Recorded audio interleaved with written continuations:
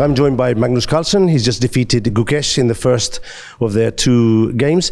Magnus, you were telling me the last interviews that you didn't seem too satisfied with your play, but I would say you played very well today. Do you agree with that?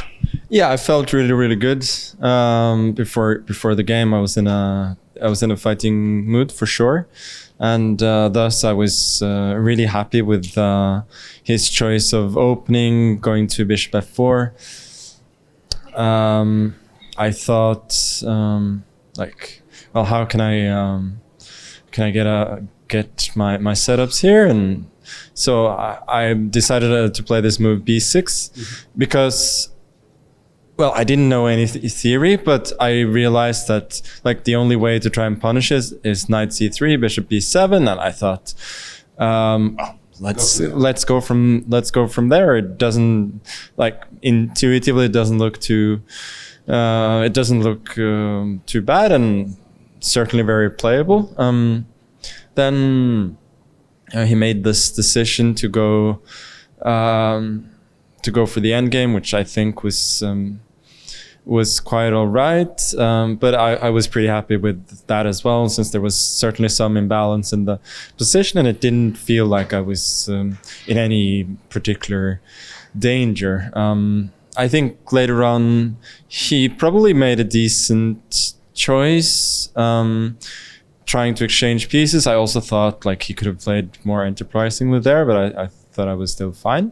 Then yeah, when he started to exchange, I think that was correct. Probably he should have not gone into the rook ending. He should have gone knight f5 and knight d6. It looked like a draw to me. But I think even the rook ending, of course, it has to be a draw, but it gets more and more difficult.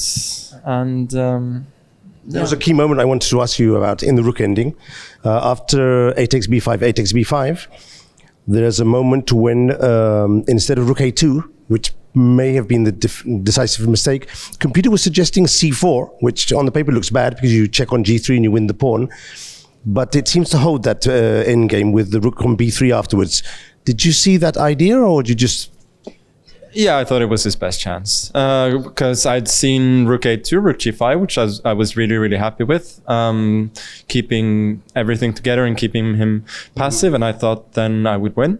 And I thought c4, yeah, it was the only chance, and it didn't really like interest me at that point whether it was a win or a draw. I only knew that there were chances, and I didn't see that I could do anything differently before to prevent it. So I was just making the moves that I thought were logical, and yeah, if he finds a lot of precise moves, then probably it's a draw. If it doesn't, let me throw you a couple of questions from social media, which are interesting. Eng Emadov asks, taking into account your excellent endgame skills, which classical games did you study as a youngster to reach this level of endgame skill?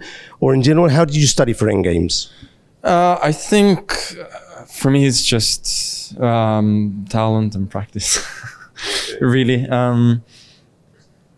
I think like many young players at the start, I was not so good at endgames, and then with a lot of practice I got better at practical endgames, and eventually I started to be okay at theoretical endgames when I studied them as well.